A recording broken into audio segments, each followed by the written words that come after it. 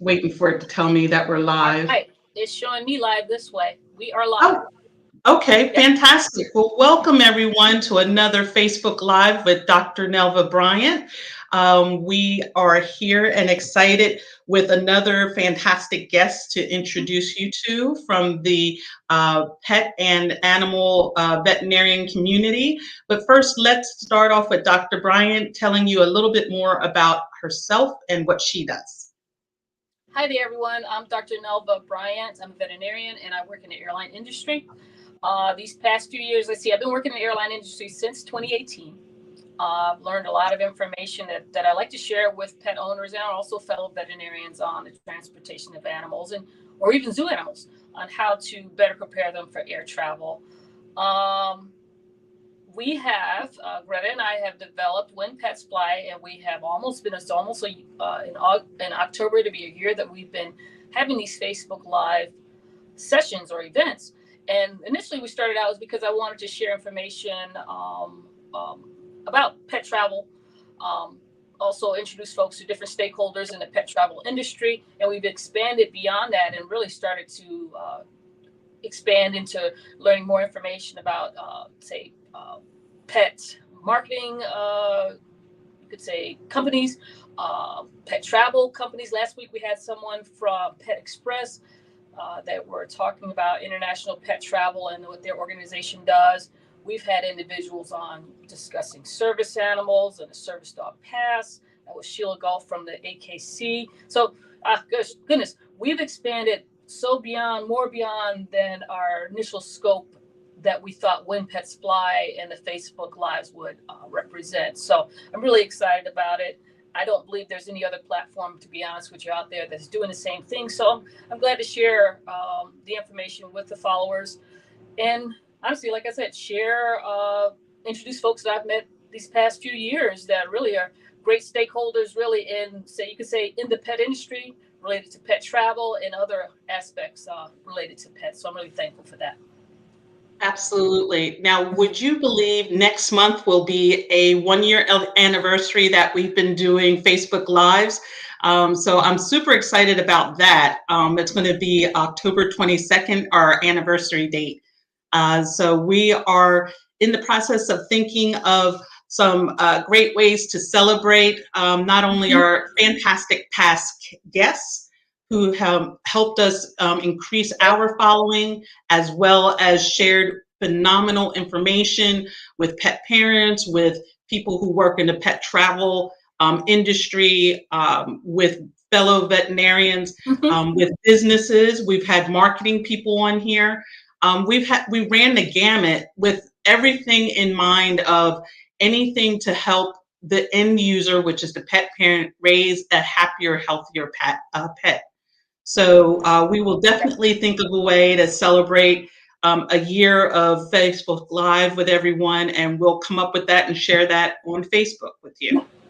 Right. No, that's perfect. And also, I think we're going to try to get back. Remember, Gail Martz, if we can get her back, I believe she was one of our first folks that we She was our interviewed on very first Facebook. guest. And the amazing thing about her is she is the trailblazer, allowing the transport of pets in cabin. So we need to get her back here, see what she's doing, because she's doing a lot of things also on her platform, and share that with her. So it's an exciting time. A lot of positive things happen. Hey, remember, we just got our, as of September 5th, we have gotten our trademark for When Pets Fly. So we're very excited about that and being able to move forward with now, hopefully being able to potentially market some of our When Pets Flies information as far as pet travel preparation tips or what have you. So I'm really excited about that. Absolutely. Getting the company and your logo trademark is a huge step, and I can't wait for us to get the official logo so we can share that with everyone. But I definitely recommend for businesses that qualify for that service, you should definitely get that done for your company and your logo and your brand. It makes a difference, and it really helps you stand out as far as business credentials. Oh, definite. definite. So yeah, I'm very excited. And the process can take a while, guys. Trust me. I applied for it October timeframe last year, 2022, and then out of the blue, I got an email saying that on September 5th that it's official. So it can take some time. So be mindful of it. If you really want to get it done, get started with that process. We should probably, when we go to reveal it, maybe do an episode that's around the importance of trademarking your brand, Okay. and what that means, especially in the pet and veterinarian industry, especially for veterinarians, as you know, because you guys that do speaking and teaching and things to that nature, a lot of you do writing. We should really talk about the importance of owning your brand and your name, and everything that you put out there into the world, because it's yours. So let's maybe we should do that as well as another Facebook Live. I think that's a good idea. And you gave me a good segue into our next guest for today.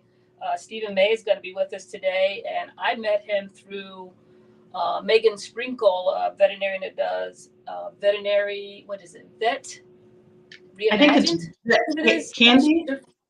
No, she's not Vet Candy. She's Veterinary Reimagined. And gosh, Stephen, you're going to have to help me with That's that. it. Vet Reimagined. Yeah. Megan, forgive me if I made a mistake with it, but she's awesome. I had an interview with her a couple months back, and what she does is looks like a weekly basis. She interviews different veterinarians or any other folks in the pet industry. She interviews them, and I listened to her interview with Stephen May, and I was blown away. And Stephen, I actually thought Stephen was a veterinarian because he's just so knowledgeable. So I'm just very surprised to hear he's not a veterinarian. He's just really top-notch smart, because the just the information he knows on the marketing side and just business side, in the profession, veterinary and pet industry, I think it's phenomenal. So I'm excited that he's here with us today. And who knows, he might be able to share information too, a little bit about the trademarking. Who knows, we might be able to get a double dose here, because I'm sure he knows something about it. But I'm excited to learn more about, he's, what did he say? A certified veterinary journalist, I believe. And I'm blown away because I like to write. And I did not realize that I can actually get a certification in that area, because I actually do like to write. So great segue. I'm excited to have Stephen here with us. So if you can, let's pop him on out, unless there was further things you wanted to discuss. If not, we'll just pop him on and get going, because I'm excited about this one today. Okay, fantastic. So let me just move on over here. There we go. And add to stage. Let's see, let me push him again. Uh-oh.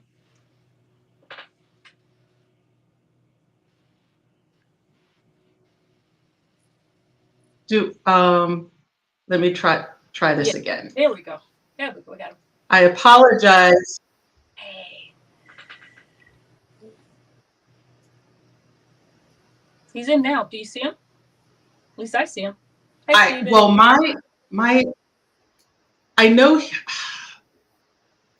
like at first it shows that he's in, and then he pops out. So that just StreamYard, just when I was promoting you to him, I tell you what. We were saying such great things about StreamYard, and now we're having little technical difficulties. All right, says I'm on the show so far. Yeah. Okay. I can hear you. But on my screen I see a black screen. I don't see him up with us. No. Do you see him? I see him. Mm-hmm. I see you, Greta. Oh, okay, fantastic. Well, as long as you all can see him, we'll keep going. He's got a black screen. No, he's got a black screen behind him. But no, he's there. Yeah, I have a halo, and that's Tequila's cage. He's always with me. So normally he's on my shoulder, but today, well, welcome. So yeah. So just when I was going to say welcome. Okay, let's try this one more time. I swear, Stephen, it really works. I believe you. Okay. On my side, it looks like he's there. Do you guys see him? There he is. Everything's Okay. perfect. You see? Perfect. I can see him. Can you see us, Stephen? Yeah, I'm ready to But go. can he see it? Oh, great. I can see both of Great. you. Let's rock it out, man. Let's rock it. No, so again, I was excited. So, thank you so much. Excited to meet Stephen. Yeah, thank you so much for having me. It was our talk a couple of weeks ago was fantastic, and so this is an honor, and I'm very grateful. I thought I'd share that with you to start off.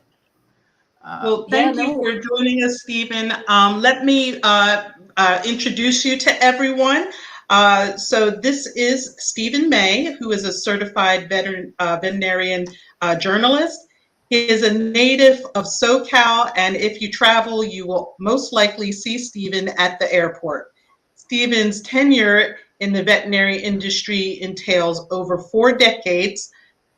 He has many talents that encompasses many areas, including business development, strategic partnerships, pet product launches, brand identity, public relations, social media, website development, and market research, both B2B and B2C. Stephen is most proud of his Facebook page, the Daily Growl, where he interacts with pet parents. Stephen shares his life with his beautiful, talented, intelligent daughter, 3 dogs, 3 cats, and a crazy double yellowhead parrot named Tequila. Everyone, please help us welcome Stephen May. Yay! Hey, nice to be here. Thank you. Nice intro. I feel like I don't have to contribute with that intro. Wow. Oh, no, you have a lot more to tell us. That was just a big summary. And I'm just excited to know about your background. Again, I was blown away when I met you through Megan and listened to the podcast that she did for you. I was blown away. So I was like, I have to meet this individual because I think he's fascinating. And I just want to know more about you. So please share more because that was a little summary. How about this question for you? How did this all start? How did it start? Wow. 1976, I think it started.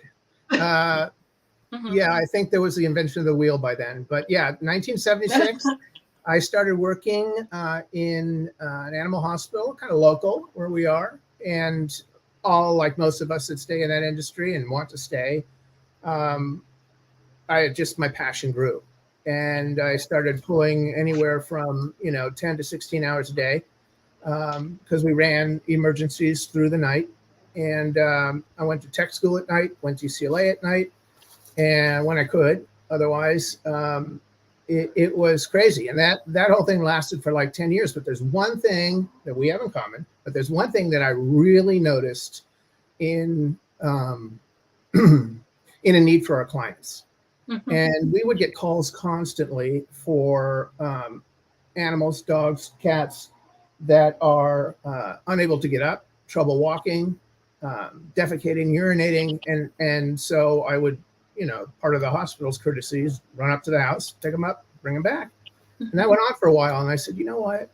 If it's happening here, it's happening in every animal hospital. And in West LA, we used to call it the Sepulveda corridor, which had up to 10 veterinarians in 3.5 blocks. And it was like packed. We were on the other side of the town, and we had 4 veterinary hospitals. Long story short, I opened up a pet transportation company called Pet Limo, and we did pickup and delivery for all veterinary visits, routine and surgical. We also did 24-hour emergency, and then we did a lot of shipping.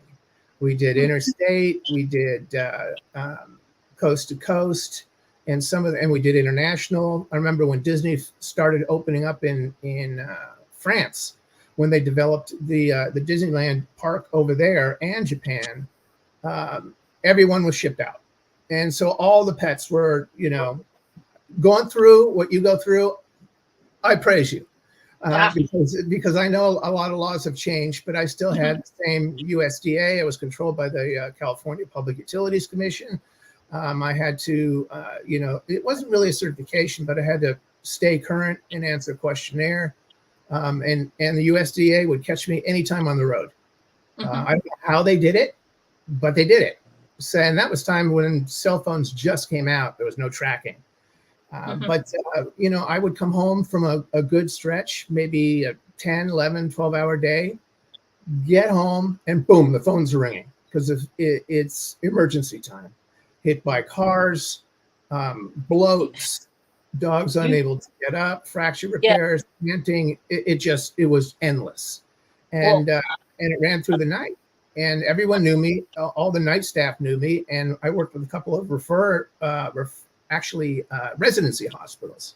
So I'd speak to the residents in the beginning of their term, and they would be the first ones that would see the cases on emergencies, and then it would go obviously to the medical directors and the residents there, permanent residents.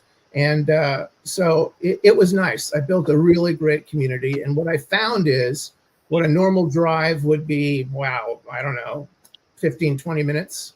I was going up Northern California. I had to pick up San Francisco and Davis and come back down to LA, and then vice versa for treatment.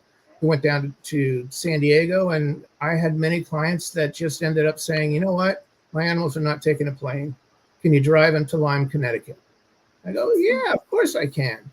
And they drove, and in the most comfort, and the best comfort, long before I even could be comfortable, because all I did was just worry, And it was interesting because I had a Wheaton Terrier with me, and he's how dogs get kind of crazy when they see shots of light.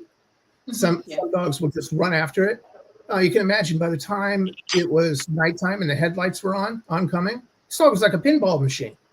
So I beat the owner to Connecticut by a day, and she says, "Oh my God, we're not even there. Can you stay overnight?" I said, "I'd love to." So I washed them, groomed them, cleaned them, walked them. They slept with me already by that time, and they bought a house from an architect that was basically a bridge developer. And so it was built on a bridge over a stream, and the whole house was glass. So as I bring this animal home, he is bouncing. It's like he's ignoring me. I said, "No, good luck," because you might want to think of some curtains or blinds, because this is what I went through constantly. And to keep them occupied during the day, I would just kind of flick the flashlight back and forth, because I had a barrier, and they had their 500 crates. One was a 13-year-old Lhasa, and the other one was just a vibrant pre-adult 4 years male Wheaton, and they just stayed entertained the whole time, and they did great. And but the international and the national shipping, wow. Oh my goodness. If you don't have your specs down to exactly a science, forget it. I don't know how pet owners end up doing it on their own, to be honest with you. I don't. It's too difficult, and honestly, you really need assistance with it. And the thing is, I think there's an education key that's missing, because remember, folks will just say you need an international health certificate. They think it's just a simple document, but no, there's requirements that you have to complete for that document, and it varies by country. So we had Dr. Heaton from USDA. She was discussing it as far as the international travel, that whenever you decide you're going to travel internationally, that's when you need to talk to your veterinarian then. So if it say it's 6 months out, let them know, so they start. Absolutely. And much of my shipping involved pet parents that have never had their animals in a crate. So the first thing they say is, "Oh, I'm going to go see my veterinarian for tranquilizers." And the first thing I say is, "Why?" "Well, he's never been in a crate before." I said, "When are you leaving?" He says, 6 weeks. Perfect. I said, "Now's the time, buy the carrier, take the door off, and put the food in the front of the carrier in the water for 3 days, and then move it closer to the door or the opening for another 3 days, and then just put it on the inside of the door for a couple of days." So they just stick their head in, and then put the food toward the back. They'll know that it's safe. Next thing you know, you put the door on, you leave them in for an hour, and this, Doc. And so I would go a week and a half before travel, pick them up in the carrier, drove them around the block, and brought them home. So the experience was great. Love so it. By the time I ended up taking them to the airport, they didn't know any better. It was like very comfortable for them. They didn't need sedatives. And I remember we had a special carrier crate made because this dog was 210, It stood 7'6" upright. Mm-hmm. So this was a special. I won't get into names, but it involved the consulate. So the airline refused to take it. It was already booked. They knew the dimensions. They gave us the dimensions to build the crate. And they said, no, I'm sorry, we can't put this on. I said, I don't know if you know who we're talking about here. And let's just say it's royalty. And so I ended up calling, the owner, and I said, I'm having little problems here. And she says, 1 minute. And out comes the fax machine from the consulate. Just say, this dog goes on the plane, not yesterday, now. Mm-hmm. And I'm like, ooh, I was like, whoa, that's power. But, they need to walk in a figure eight. You have a dog that size, like you've had exotics and large animals, they need very oversized crates. And things were not as sophisticated back then in the shipping. You'd normally drive like an LAX or any of the local airports. You would just drive up to the terminal and there would be like a shipping. And then it soon moved to the other side of the airport where they did freight. And so I probably, honestly, I go back and think about it, could be a couple thousand dogs I shipped and cats back and forth, inbound, outbound. And we had 22 canines come in from Arabia. And, they went straight, they were in quarantine. And I don't think there was a parasite that you couldn't find in them. So, by the time they got to the hospital, they had already been treated, but they still needed further treatment. Mm-hmm. And so every case was different. And I had my regulars. I would run, I had regular clients on every day during the week, and I had to kind of sneak in, and I used pay phones like crazy before I got my first cell phone. Mm-hmm. And so I loved it, and I franchised it. So the first franchise was out in Coachella Valley in Palm Springs, Palm Desert area. And then I found out a lot of my clients ended up having second homes. So I drove there. And then I moved to Aspen, Colorado for a while, and saw a lot of my regular clients there because they go there on vacation. And, I was just ahead of my time. You definitely were. I mean, okay, you were ahead of your time with it. I wonder if they still have. Do you have the franchise ability now? Do you still have that business?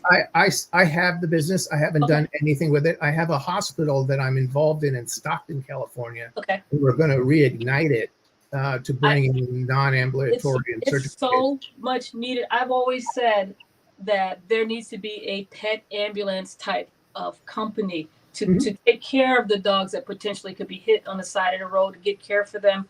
Of course, it would have to be in an area of town that's probably more affluent, but I think there needs to be some type of service like that, because, I mean, and all you need is, I figured you need a drive, of course, a right type of vehicle or van, but you need that. You need a veterinarian or a veterinary technician, 2 veterinary technicians and a veterinarian, and you go out and pick these animals up and bring them back to get care.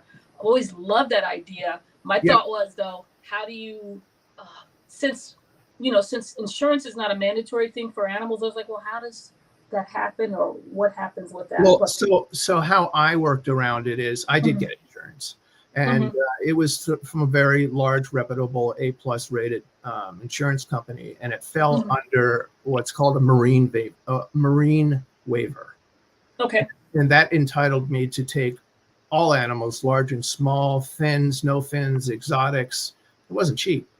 And then in the state of California, they recommend that you have, normally people have maybe 5,100 or usually 250, 500 liability insurance, and then they get a waiver to $1 million.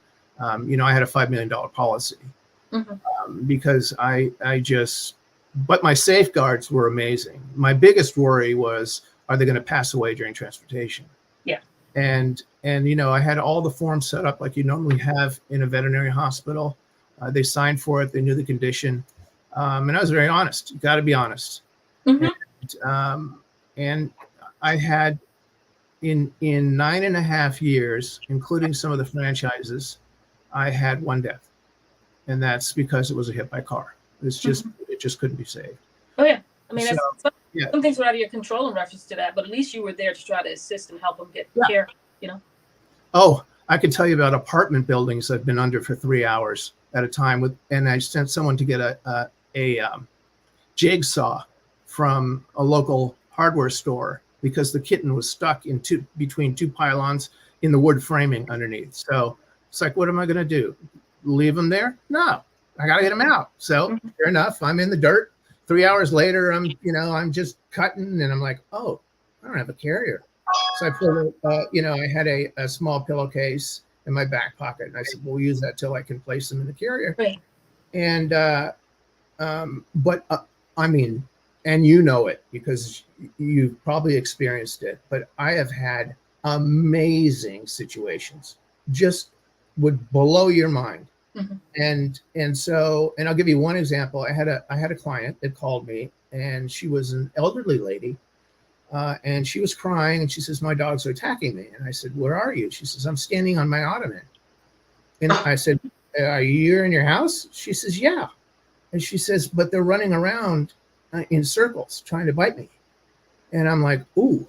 So tell me a little bit. Well, they're all Bostons. They're all not neutered males.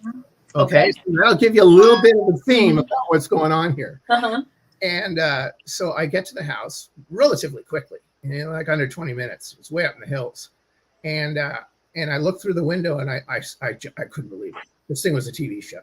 I mean, if they had drums and running around, that they needed it. So I hopped the fence because, poor lady is standing there and her ankles are all bitten and everything. And I peeked my head through the doggy door. I brought all the carriers, flipped them over, and I said, clapped them. I said, "Time to come." And all of a sudden you hear growling, one after another, right? And as soon as one comes through, boom, right in the carrier. Next one, boom, right in the carrier. Third one, and they just jump, because I catch them in. And the fifth one was 5 feet off the ground. Just went aerial, hopped into the carrier, brought them all to the veterinarian. And I called 911 for her because she was really, the paramedics needed to get treated. They neutered them all, and she brought them all back. And 2 weeks later, she calls me again. She says, "My dogs are attacking me." I said, "I think it's time to loosen the load a little bit." I said, "I'll be up there, but, And so there was never a case that was ever the same. And what's nice about it is the clients that I have been with me for 5, 7, almost 10 years, 9.5 years, they were like family. There was, you begin to, they know your habits, their habits. And, when they get sick, my heart bleeds for them because I see them every week, in some cases. So it was fantastic. I loved it. Yeah. That's awesome. But that's one venture you had. You've got other stuff you've done too. But okay, Greta, before I jump to my question, what question do you have? Anything for him? Anything that was any questions come through? Let's see. Okay, so the first one I have is, can you tell us about the Daily Growl and how you started it? Absolutely.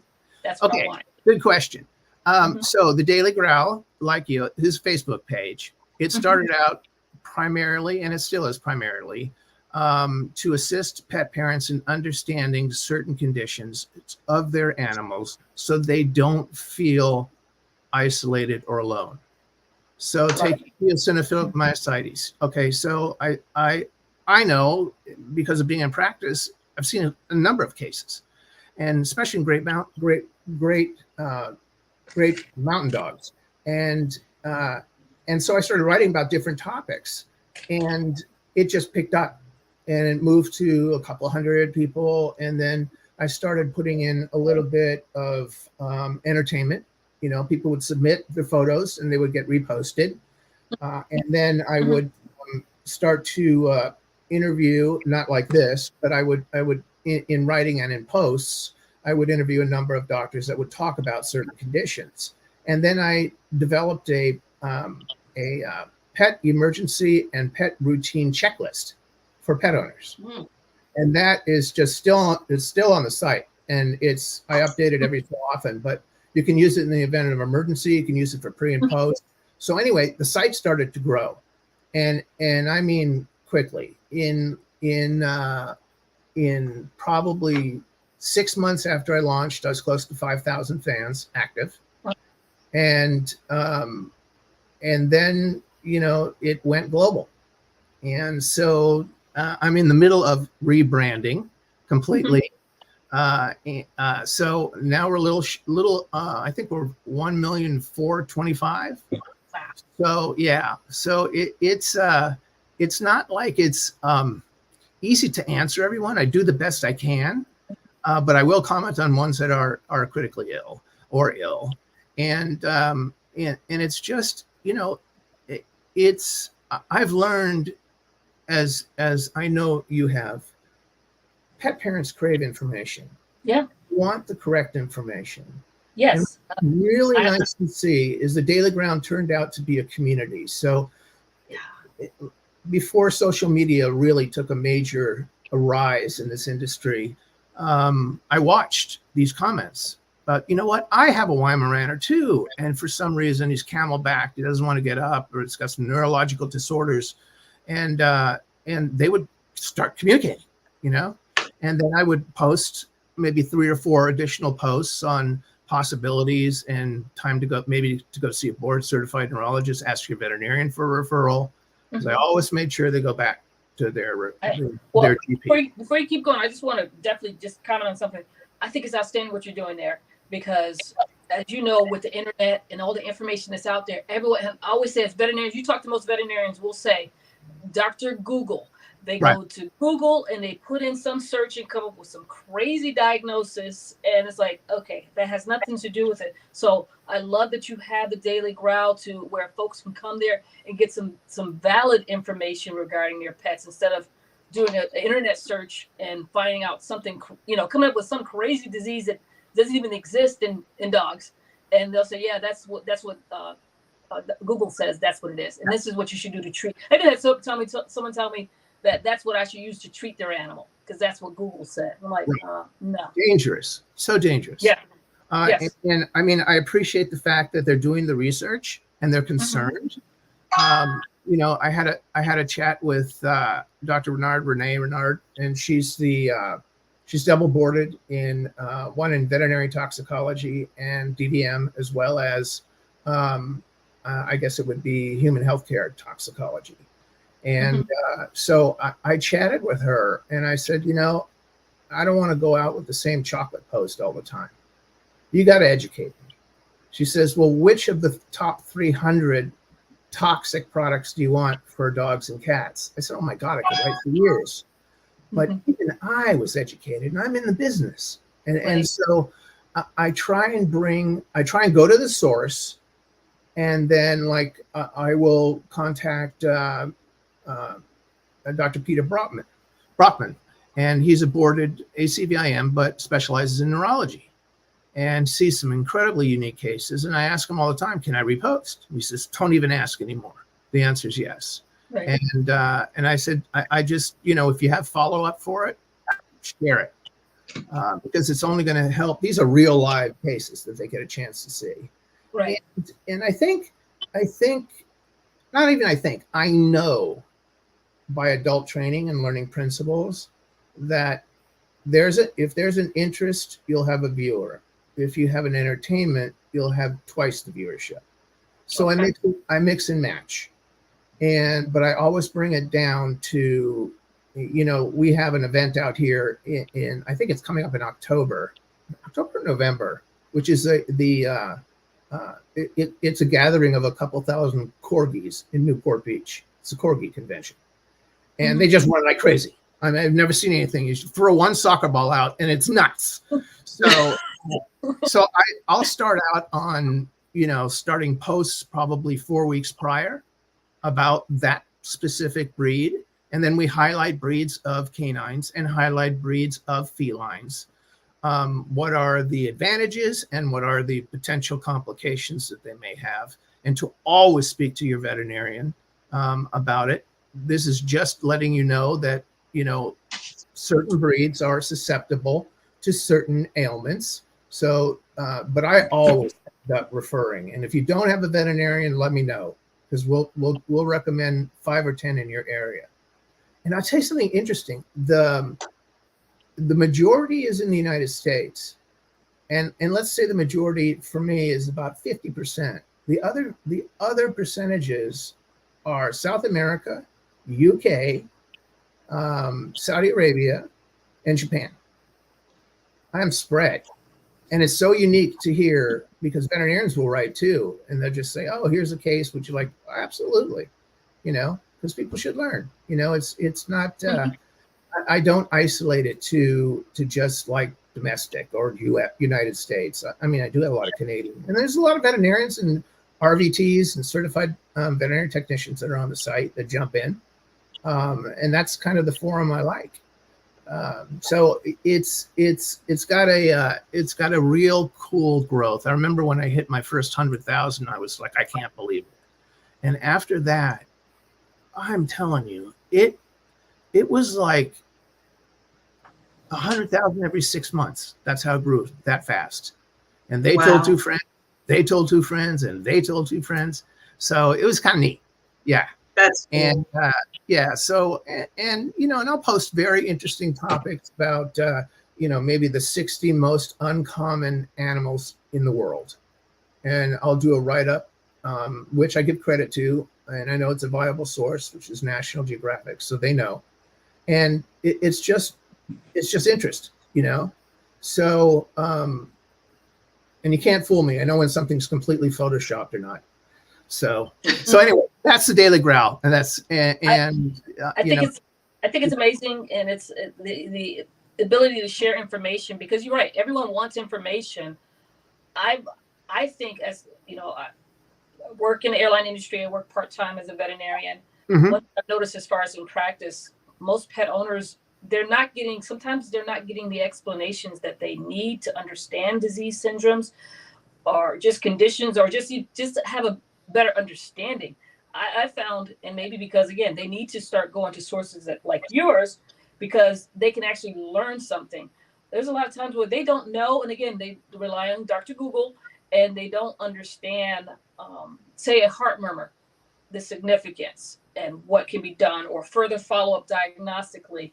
They don't understand that. Right. So it would be great to get more detail, so they have an understanding that, as veterinarians, we don't have X-ray eyes. We don't have, stick my finger in here and I can tell you everything that you need to know. We have to do diagnostic testing. That's and correct. sometimes, and it will cost. And, the answers are not always straightforward, as it is in human medicine. Because if you think about it, in human medicine, they can do all the diagnostic tests they want to do anytime. We can't, because there's a dollar value attached to everything. So we have to do what they will allow us to do in those situations. And like I said, most veterinarians are always, touted as being, they're taking money and everything, but we need to do the diagnostic test to make the determination. You know what I found? Because okay, I'm going to admit that when I had my pet limo business, 70% was industry in Hollywood. Okay, so they could afford. Yeah. I never turned down a case. So it doesn't matter if there was zero income, the animal still got treated, because that's the business I'm in. So I eat it, and I'm happy to do it. What I've learned, though, in working both with independent hospitals and corporate, is that on the veterinary side of things versus the consumer side or pet parent side of things, there is such a mismatch, because the veterinarian cannot judge value. They judge their education, they judge their services, and they judge their time. But how do you judge the overall value of what you're doing? And then there's the pet owner that really doesn't understand that there is value, and why there is such a huge differential to say a 55-pound female 6-month-old black lab is going to be $75 to spay, and I go to another facility and it's $385. Mm-hmm. Where's the value, and why are you charging more? And I think that kind of disconnect is a problem. but I'm working on a solution for it. And because that's what thrills me, when I can find certain situations in our industry that are veterinary and or pet related that can change the dynamic of the industry. So I jump on it. And there's a number of initiatives I do. So anyway, from the big earthquake came in 91. And what normally took me, and I'm not exaggerating, 10 minutes to get across town took 45. So I was approached early on from a corporate entity, which is, the first one next to Banfield, which was VCA, Veterinary Centers of America. And I was there when they bought the first hospital, their premier hospital. And the actual owners, who I'm actually still doing business with, he's in his 80s. They were very much a big proponent of transportation. So I was at their hospital all the time, every day, if not twice a day. And so anyway, I'm just, they put out 3 offers. And finally, the third time I said, this is an offer I can't refuse, because I sold off my territory and it took a year to fix the freeways. So although my call volume tripled, it really did, because people couldn't get around. I don't know how they thought I was going to get around. So I did half and half. I was able to maintain all my clients and do the emergency runs, and then start my life in the corporate environment. And shortly after that, I launched in a joint venture with Heinz Pet Products. We came out with a line of premium and therapeutic dog foods. And again, this is something like, if it gives me the chance to change the industry, I'm jumping on it. And so we changed the formula completely for therapeutic food. It was more of a pate at the time. And if you can remember what the prescriptions were, the whole thing dumped as 1 unit. It was very tough to deal with, although I had good palatability. So anyway, we launched 150 SKUs. And we were the first company to break even, pet food company to break even in under 10 years. We did it in 3. And so we had great support from veterinarians. Consumers, pet owners loved the food. And then I got the ability to launch the first hypoallergenic dog treat, because what dog owners love to do is give their dogs snacks and treats. So when you have a diabetic dog, probably not a good thing, but they're looking at you with the puppy eyes going, I got to give them something. Oh my God. So we designed a 14-calorie biscuit, apple pumice base. And so soup to nuts was the first on the market as a hypoallergenic treat. You can give it to a puppy or a healthy adult. And so it was used for all those weight maintenance or pets or dogs that were going to lose weight. But here's the trick. I looked at all the packaging out there, because now we're going to get into trademark in a second. So I looked at all the packaging and I said, no, this is not going to do it. I'm not going to do the bag, because I was already printing God knows how many different SKU bags and all the design. I said, no, not good. I'm walking in the market. I take a look in the shrimp section, frozen shrimp section, and there's a bag with a gusset on the bottom, clear. I go, oh my God, that's it. So I ran back to my office. I called all these bag manufacturers. I called the designer. I crafted the design. So the design was done in Southern California. The bags were manufactured in Korea. The food was packed in Canada, and then it was shipped to the States. And all that was under a year. And we sold out on the first batch because it was the most unique treat, and it came in a very friendly packaging. And that's why if you look at all pet food, canine, feline, including avian, it's all in a pouch with a zipper on the top, except for the large bags, 20 and 40 pound bags. So I feel I left my mark, and it was really fun. And I moved on to, I was corporate VP of marketing for VCA after that. So I really never left home. Once you're in the family, you're in the family. Mm-hmm. And I hopped over to Veterinary Pet Insurance, which is now nationwide, and did their veterinary strategic marketing.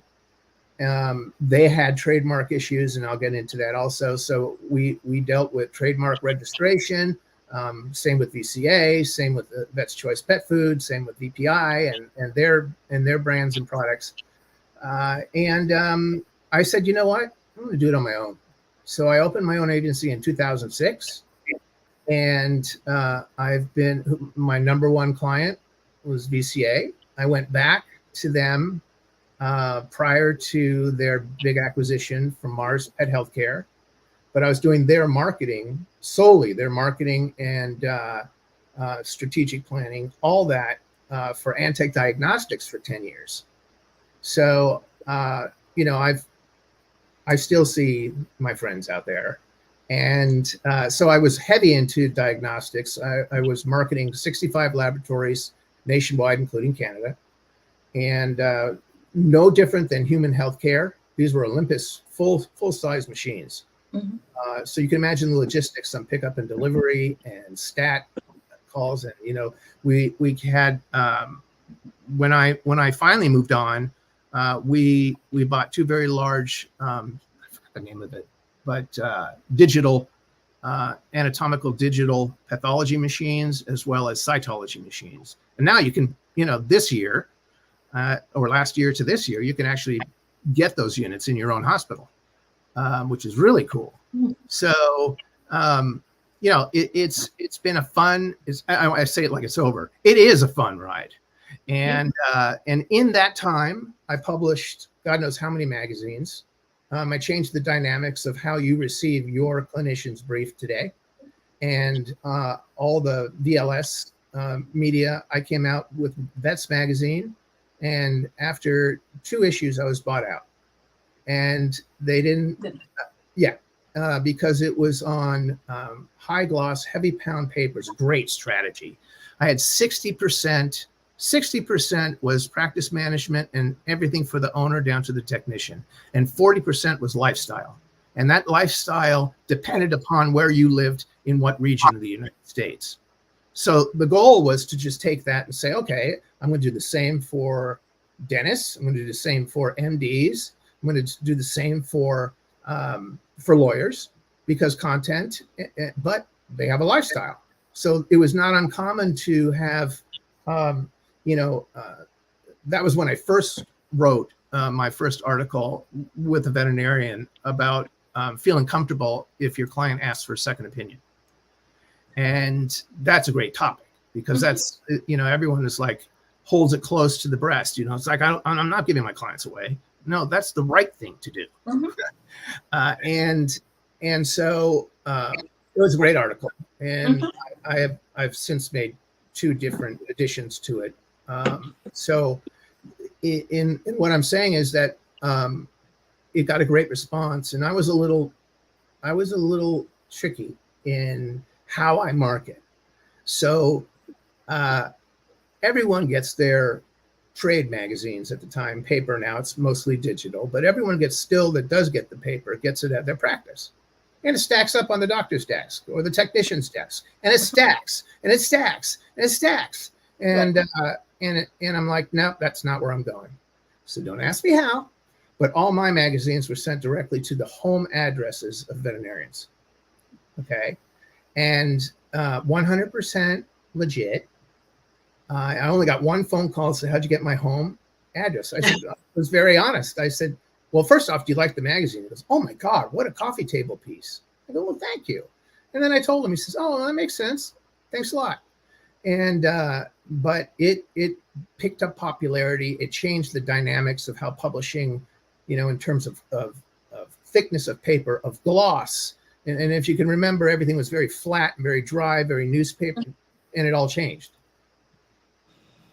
So I left my little mark there. It was fun. You've touched on a lot of things there, Stephen. I'm blown away. You've touched on so many different, as far as in the veterinary industry, and you got VCA, you said Antech, you've named quite a few establishments in the veterinary community that we all know very well. And you've had a part in it. So that's amazing. Yeah, it's really cool. I feel kind of. That's why, again, I keep saying, I was like, is he a veterinarian? But that's why in my mind, it's like, he must be a veterinarian, because how did he do all connect the dots like that, Yeah. and I, there's times I'll do work for large pharma that we all know. And just depending on the product or the time of the year, if it's heartworm or if it's flea and tick or if it's, anything for usually pain management pops up around now to October to November as it gets cooler in some states. So today, well, let's see if I'm skipping anything. So I ended up getting heavy into media relations and communications. And that was because of what happened with Pet Limo. At the time, I'm talking about, we didn't have computers. It was a typewriter. I sat down and I had handwritten notes to publishers. Next thing you know, I got a full page in People magazine, and I never paid for a yellow page listing for 9.5 years. It went global. So 3 times a week, I had one country or magazines, and some I had to turn down. Some wanted my client list, and I said, that's just not acceptable. But it taught me, and when and it was a good education. So when I opened up my agency, I had 2 partners, and we did, I did 70% medical, and I left it to medical because we had some dentists and we had physicians, and we had, of course, veterinary and pet supply companies. And we also did, including fashion, jewelry, men's accessories, pens. So I was in New York every 6 weeks doing the media run for everybody. And I would just run up and down to office buildings. Can I speak to so-and-so? Speak to so-and-so. And that turned into a good stint doing satellite media tours. I did that with Fresh Pet and Hills. And it went out. It was kind of rough. You start out at 5:30 in the morning, East Coast time, which you're probably familiar with. I'm not, because I land the night before. So I'm really up at 2:30, and I speak to 25 to 28 TV and news stations at one time. And I say one time, one after another. So I ended at 2 in the afternoon. And so all my camera work was done. And every time I launched something, I had no problems, doing the morning shows. Today Show, it was one client. I was there on the Today Show, I was on The View, and you name it. It just exploded. So I do the same for my clients today. I can tell you that it's interesting. I'm working with a integrated pet food company now. Love it. So it's so great. And their emphasis, just to kind of look at the difference, their emphasis is targeting the veterinary market. They have the retail pet consumer, pet parent market, but they want the veterinary market, which is very viable. And then I'm working with a learning company that works with all different types of roles within the veterinary practice, and it's education for that role, specific. And wow, if I had a list, I could just. There's a hospital I'm going to probably be involved in Stockton, California. We're going to turn that into a 24/7. Start out with a hybrid, 7 to 11 at night. And then next week, I hop on a new client that we started the branding from a nutshell. And I'm not kidding. All they had was a name. So everything down to its customer service marketing effects. And so everything was developed at that time. So their big grand openings next week. I can't wait. The mayor's coming in that town, so that's even sweeter. And then I work with a controversial but necessary initiative, which is right now I'm very heavy. There's 32 of us of key top leaders, anywhere from academia to private practice to corporate practice, different specialties, financial services. These are all representatives from most companies, and many of them, if not all of them, are specialized RVTs with additional credentials, and DBMs that most of them are board certified, if not double boarded. And the initiative is to look at a mid-level provider. And the reason that we look at that is on one side of the coin, veterinarians probably don't use their registered technicians or certified technicians to the fullest height of their capabilities or their licensure. That's a shame, okay? Because my mentor used it to the very top, and I could see where they were able to treat more patients, be more successful, have better clarity in developing their soaps, which was really important. And it wasn't a trial and error because of the rush and the busyness. And now we have, as much as it's not recognized nationally, but I could probably give you a list of 400 plus articles that are very recent on different locales, from rural to suburban to metro, that have shortages. Yeah. And it's real. I mean, so yeah, there's a boom from COVID with animals and everyone stayed home, but it's a shame they're going into shelters. And some are taking care of them, and some are just like, all of a sudden, it's like you have this dynamic that fills a void. So if I go back and look at the mid 60s, the nurse practitioners started to look at it. This is in the 60s. And they were, the AMA was dead against. They're going to take our business away. Why should we go to school for additional 4 years? That's a total of 8 years. I'm going to do residency. This doesn't, 2-year residency. And then why is this happening? Now you probably can't get into a medical practice that doesn't have a nurse practitioner or a physician's assistant. It's just common. And I know many of them that have that are board certified. So I believe that, again, we're looking at a paradigm shift. And it's going to happen like AI is happening. I'm working with a company now. Unbelievable. So wait to hear this. So this type of AI is, a pet parent will have a virtual discussion with their veterinarian. And they said, my dog's scratching on his eyes. And all you need to do is put the eye of your animal up against the camera. And it doesn't matter if it's shut, because they'll open it for a millisecond. All it takes. It's like 100th of a second is a snapshot. It will let you know if there is a abrasion, scratch, or ulcer. The density, layer, all the way down. And, the veterinarian says, come on in right now. I want to see him. It's we're X layers down, or I can treat it this way. And then I want to see you in 5 days. But the technology is remarkable. And it's doing very well. And but it's like anything else. Telemedicine has been around human medicine for quite a while, but it seems slow to the gun. There's more telemedicine veterinary companies than there are veterinarians using telemedicine.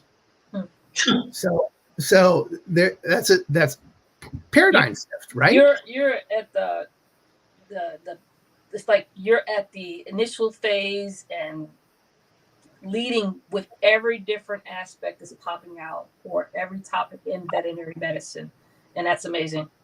You got your stamp on everything.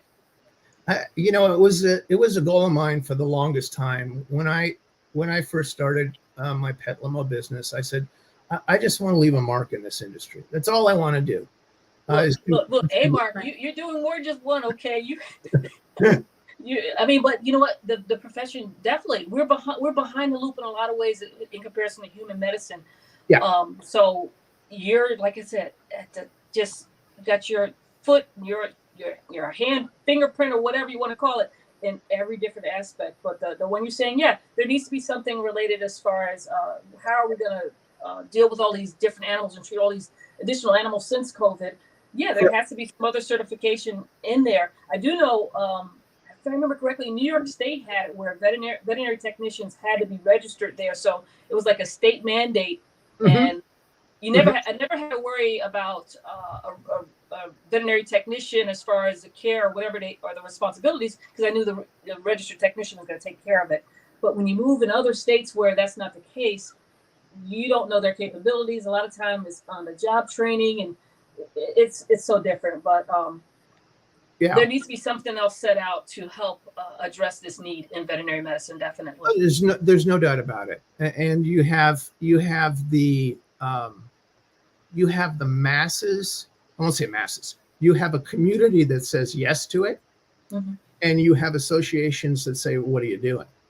And it's just, it's no different than this new hospital that's doing our grand opening. Doctor's in his 80s. He calls me and he says, "What do you think about a CT machine?" I said, "What do you think about $450,000, $500,000?" So, well, unless they drive into Austin or San Antonio, there's no other CT machine in this area. So I said, "I'll call you back." So I looked at all the animal hospitals in the area.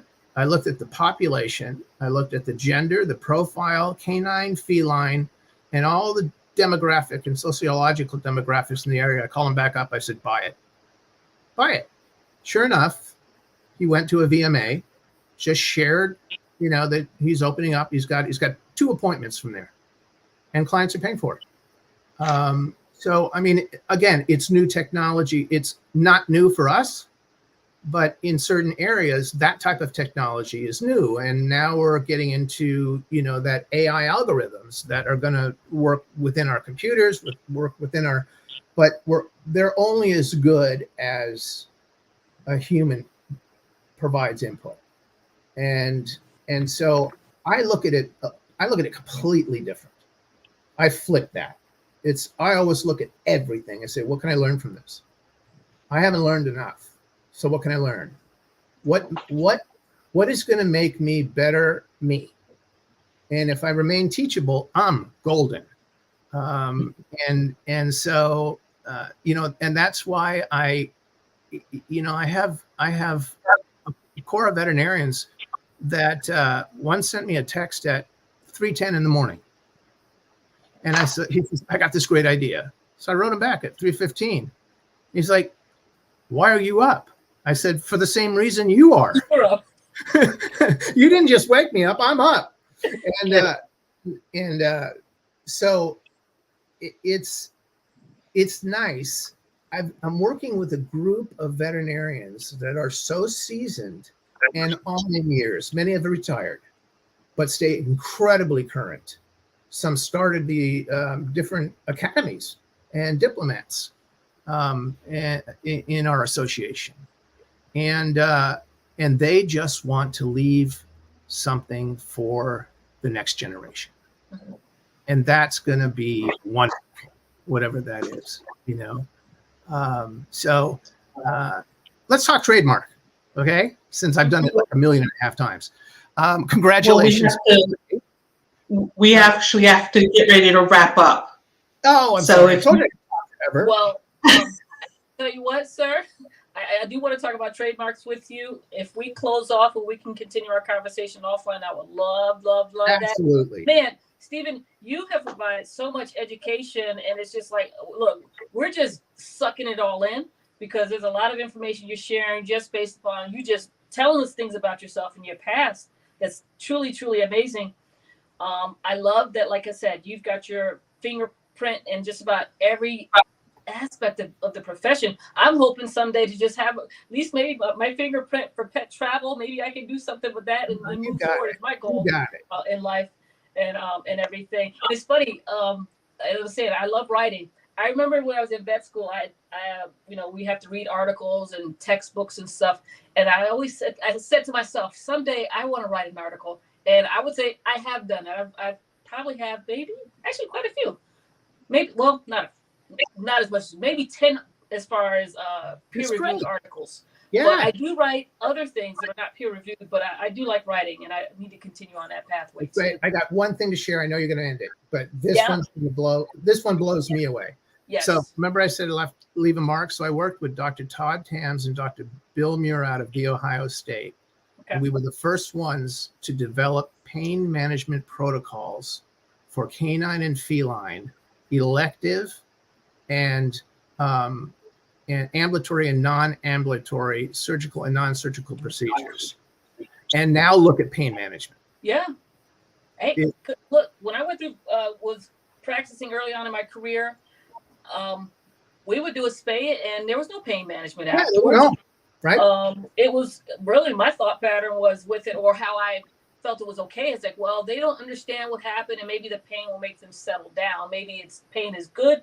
They won't, like I said, if I break my leg, I'm going to take the painkiller. I'm going to lay down. They break their leg, they might, with a cast on, might still try to do something. So I don't know. But, but pain management is needed because number one, it's the humane thing to do anyway. So for them, right. I mean, think of all those laparotomies. I mean, that doesn't tickle, No. I mean, so it was nice. It was a great project, and that what you just shared with me, we had to overcome, because clients may have been in 3 months prior with another dog for a spay, and it said, wait a minute, you said he wasn't in pain.